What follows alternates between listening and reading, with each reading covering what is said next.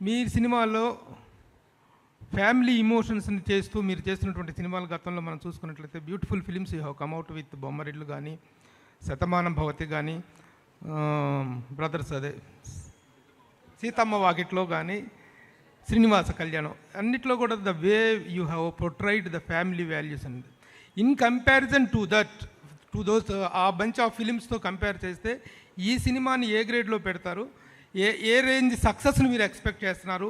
వాటన్నిటిని సర్పాస్ చేసే సక్సెస్ అవుతుందా అనేటిది ఫస్ట్ క్వశ్చన్ సార్. దీనికి తర్వాత దీని తర్వాత అడిగితే మళ్ళీ మైక్ వెళ్ళిపోతే మళ్ళీ రాదు, అందుకని మళ్ళీ ఇప్పిస్తాను మైక్ మీ దగ్గర పెట్టుకోండి. నెక్స్ట్ క్వశ్చన్ ఏంటంటే, ఇలాంటి ఒక ఫ్యామిలీ స్టార్ అనేటువంటి సినిమాకి టైటిల్కి ఒక rowdy boy is the hero.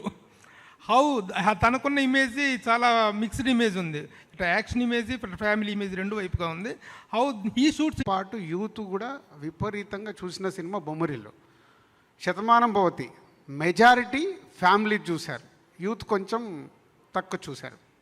అదే సీతమ్మ వాకిట్లో సిరిమల్లె చెట్టు కూడా మెజారిటీ ఫ్యామిలీ చూశారు. యూత్ మహేష్ గారు ఉన్నారు కాబట్టి యూత్ కూడా అక్కడక్కడ అండ్ బ్రదర్స్ ఉన్న వాళ్ళు చూశారు. సో ఇట్లా దానికే ఇట్స్ ఎ డిఫరెంట్ జానర్స్. ఈ సినిమాలో ఇందాక నేను అందుకే ముందు అనౌన్స్ చేసేసాను, ఇది ఫ్యామిలీ బ్యాక్గ్రౌండ్లో ఉండి ఫ్యామిలీ చేస్తున్న కథలోకి major is a love story play చేస్తుంది.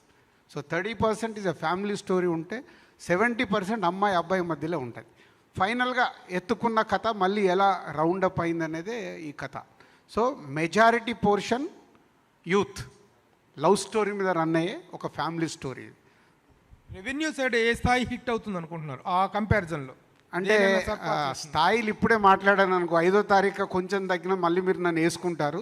మంచి సినిమా, సో గుడ్ ఫిలిం. థియేటర్కి వెళ్ళి డెఫినెట్గా ఎంజాయ్ చేస్తూ బయటకు వస్తారు. ఎప్పుడు నేను ఒకటే నమ్ముతాను, ఇప్పుడు ఒక థియేటర్లో 600 మంది, ఒక మల్టీప్లెక్స్లో 500 మంది చూస్తారు. 500 మందికి నచ్చేస్తే ఇంకా ఆ సినిమాని పట్టుకోవడం ఎవరి తరం కాదు, డే 1. సో దాంట్లో ఎంతో కొంత ఒక 500 మందిలో 40-50 మంది ఏదో వెతుకుతుంటారు. అంటే డే 1 చూసే ఆడియన్స్ మైండ్ సెట్ వెతికే వాళ్ళు ఉంటారు. అందుకే నాకు 100కు 100 మార్కులు నేను ఎప్పుడు వేసుకోను. ఒక cinema hit to super hit కావాలంటే మనం చదువుకున్న దాంట్లో కూడా మనకు 75% వస్తే మనం ఫస్ట్ క్లాస్ స్టూడెంట్. ఒక సినిమాకు 75% ఆడియన్స్కి రీచ్ అవుతే మేము ఫస్ట్ క్లాస్లో పాస్ అయినట్టు భావిస్తాను. అదే నేను ఎప్పుడు క్యాలిక్యులేషన్ చేసుకున్నాను. సో డెఫినెట్గా ప్రేక్షకులకి బాగా నచ్చే సినిమా. సార్ నమస్తే. ఇప్పుడు మీరు ఈ స్టేజ్ మీద వస్త్రాలంకరణను బట్టే సినిమా ఎంత సక్సెస్ అనేది అర్థమవుతుంది, మీలో ఉన్న ఆనందం. అయితే నిన్న ప్రెస్ మీట్ అని పెట్టినప్పుడు ఇవాళ April 1 కదా, ఏమన్నా ఫుల్ చేస్తున్నారా, నిన్నే కదా ఏదో అని అనుకున్నాం. నాకైతే అనిపించింది అరే నిజంగా మేము ఈ యాంగిల్ ఆలోచించలేదబ్బా. ఎనీహో April 1న మీరు ఏదో దేవాలయానికో ఏదో పూజ చేసి వచ్చినట్టుగా ఆహార్యాలు కనబడుతున్నాయి. All the best. అయితే ఇప్పుడు తెలుగు సినిమాల్లో మీరు ఏది తీసుకున్నా కుటుంబ కథలు ఓల్డ్ సినిమాల నుంచి వచ్చినాయి.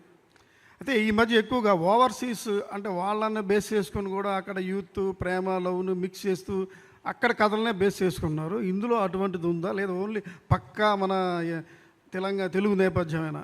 పక్కా తెలుగు నేపథ్యం. బట్ చెప్పాను కదా, అమ్మాయి అబ్బాయి మధ్యలో 70% సినిమా ఉంటుంది.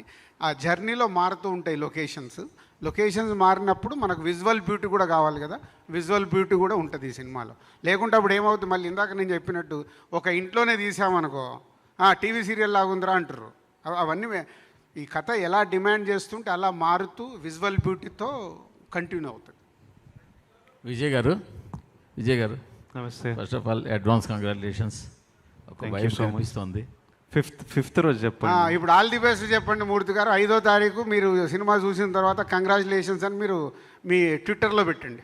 రెండు అదే కదా, మరి అదే కదా, ఇప్పుడే పెట్టిమన్నా పెడతా. మీకు నచ్చుతుందండి, అందుకు చెప్తున్నాను. యువర్ ఫ్యామిలీ మ్యాన్, నాకు తెలుసు కదా, అందుకే అంత కాన్ఫిడెన్స్గా చెప్తాను. మీరే నెగిటివ్ ఆలోచిస్తున్నారు, వైబ్ కనిపిస్తుందని చెప్తున్నా.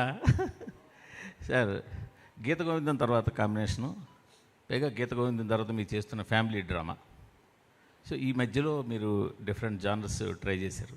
అంటే ఈ కథ ఆటోమేటిక్గా మీ దగ్గరికి వచ్చిందని ఇది చేస్తున్నారా, లేకపోతే ఈ జానర్ చెయ్యాలని చేస్తున్నారా? లేదు, ఎప్పుడు ఓ జానర్ చేయాలి అన్నట్టు ఏం అనుకోను. వచ్చే కథలు వింటూ ఉంటా నచ్చిన డైరెక్టర్ల దగ్గర. వాటిలో కొంచెం ముందు చేసిన దానికంటే కొంచెం ఇప్పుడు నేను ఒక 2-3 సినిమాలు ఒప్పుకొని ఉంటా, దాంట్లో ఏదైనా కొత్తగా ఉందా, డిఫరెంట్ ఉందా అని చూసుకొని చేయడమే.